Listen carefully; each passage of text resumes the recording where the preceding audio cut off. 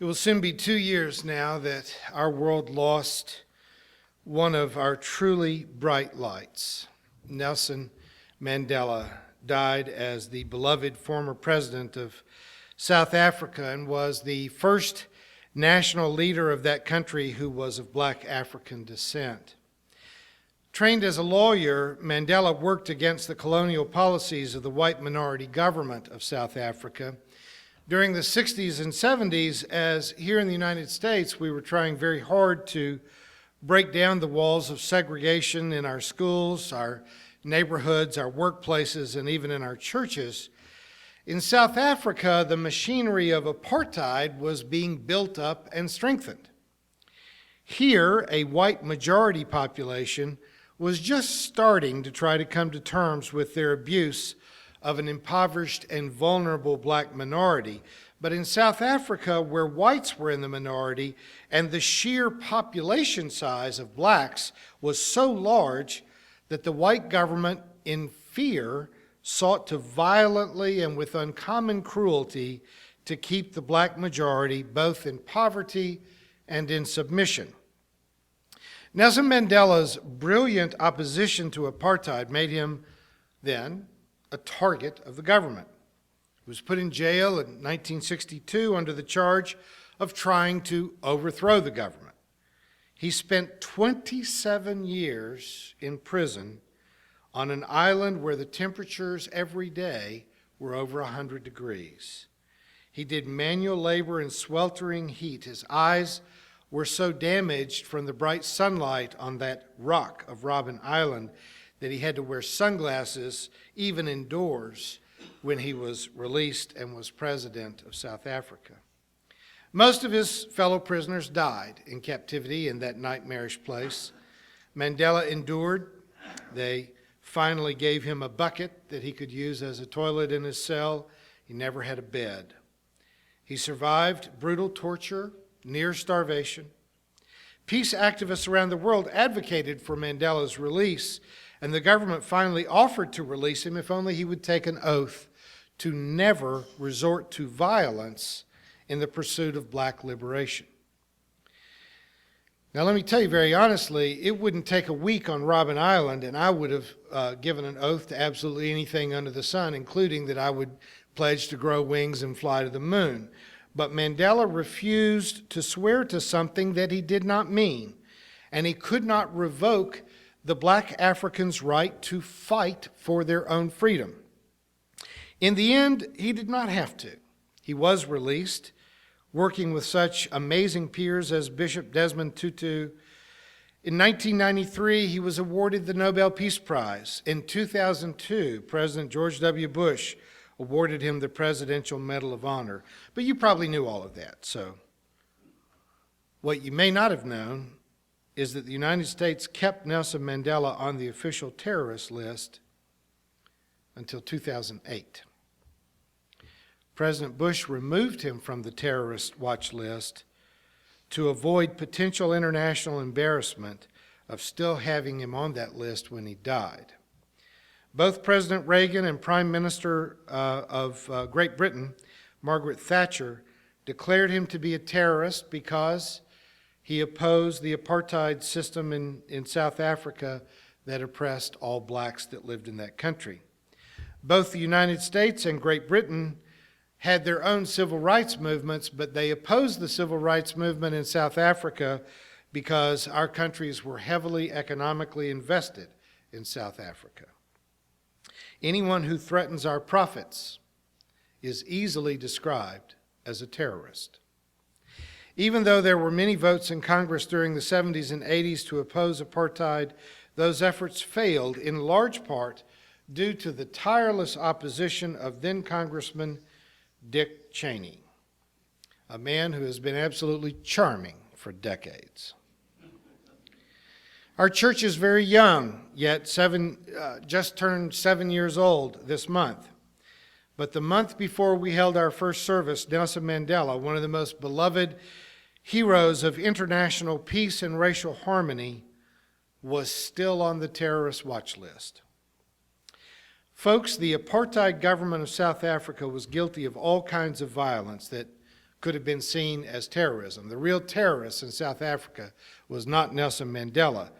Terrorism against the majority of the people in South Africa by the minority white government, and yet our own government called Mandela the terrorist and supported the white apartheid regime.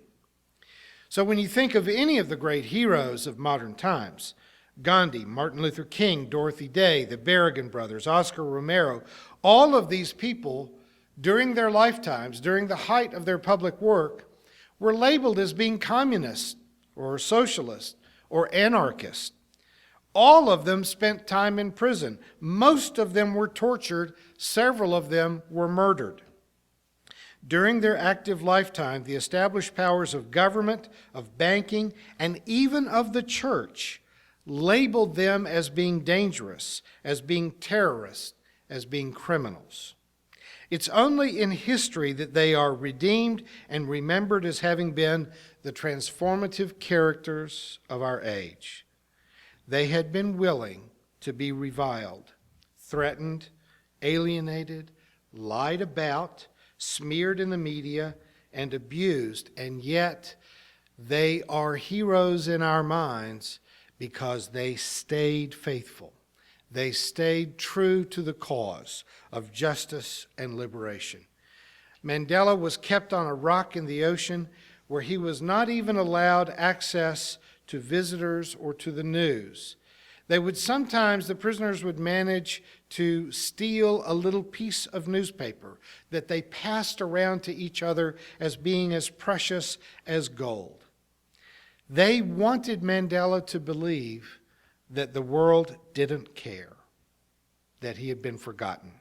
They wanted him to believe that what he said and what he did didn't matter, and that his 27 years of imprisonment in torturous circumstances was all for nothing, that no one noticed and it made no difference, that the world had not changed and would not change no matter what he did. 27 years. 27 years. And he kept the faith. Honestly, I can't think of even a Bible character that has a track record like that. I can't think of anyone who deserves our honor and respect as much as Nelson Mandela. He was a modern saint, but to the government of the United States of America, he was a terrorist, and we should never forget that. The British philosopher Bertrand Russell said, "A reasonable person adapts himself to the world. An unreasonable person insists that the world adapt itself to him. Therefore, all progress depends upon the unreasonable person." The unreasonable women and men of our current history may be the ones that we will later recognize as having been the most important thought leaders among us. Of course, what I was really hoping for is that one of you would be sufficiently unreasonable to be that person. I don't want to use this pulpit to encourage cynicism, but I do want to foster skepticism. I know those two sound an awful lot alike, but I want to take just a couple of minutes to try to make a very important distinction. Cynicism can become its own reward. It's almost like taking a drug. Cynicism, as Father Henry Nouwen said, can paralyze an otherwise generous heart.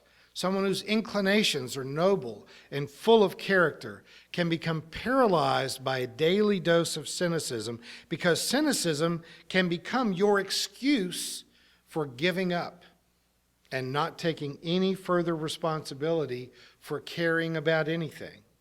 You can decide that the church is corrupt. You can realize that politicians are often corrupt.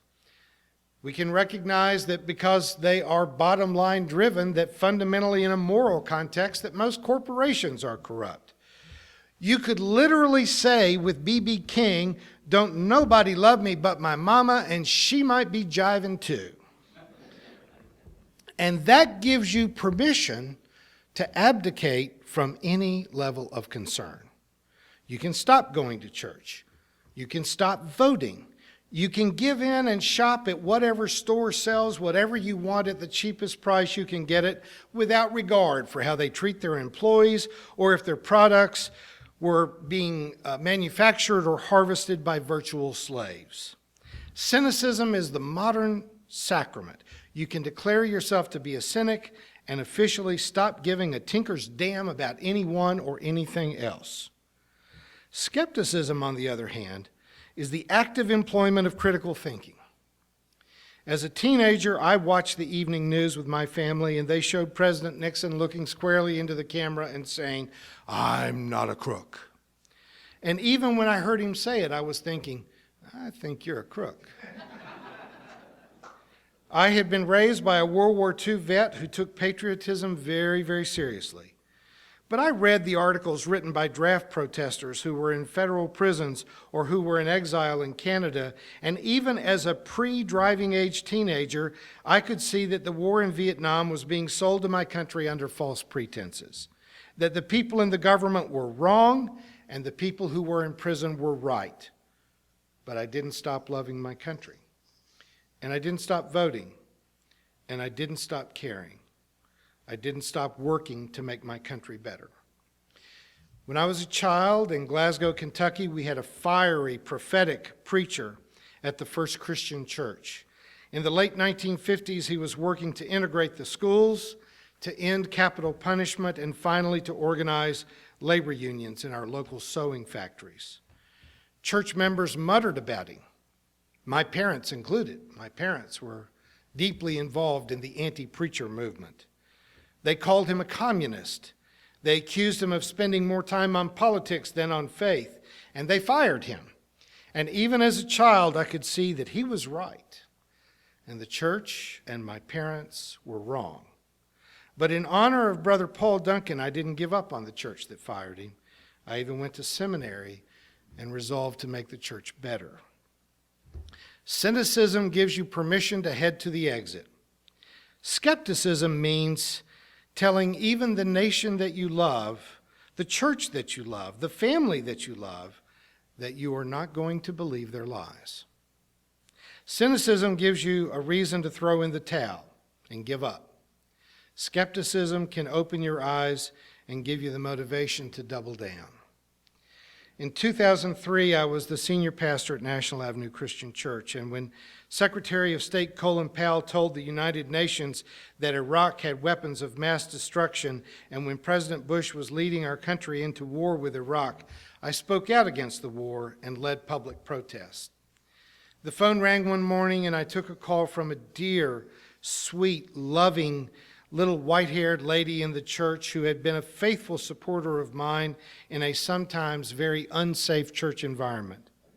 And with the sweetest of Southern charm, Ann said, "Now, Roger, I know you're a very smart man, but do you really believe that you know more than President Bush about whether we ought to go to war with Iraq?"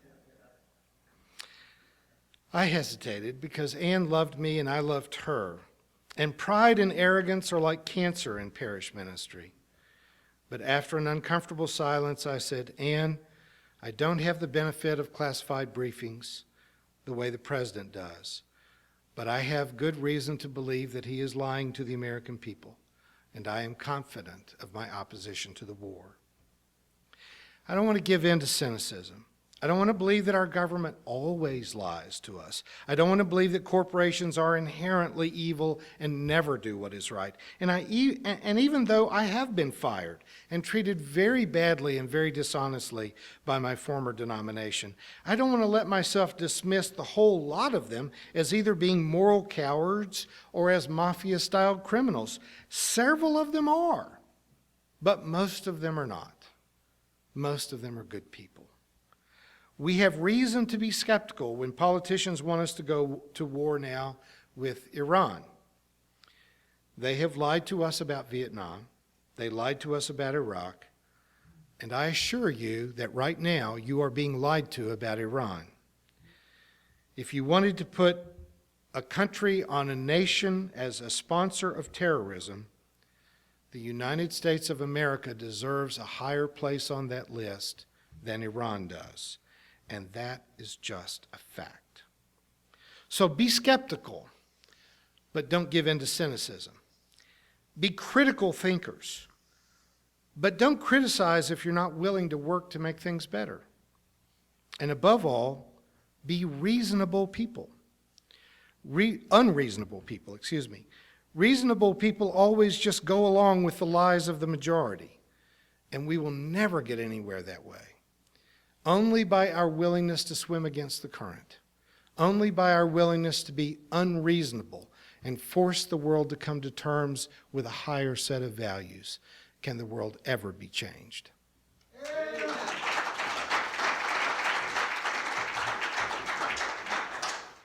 You have been watching a progressive Christian video from the Community Christian Church of Springfield, Missouri.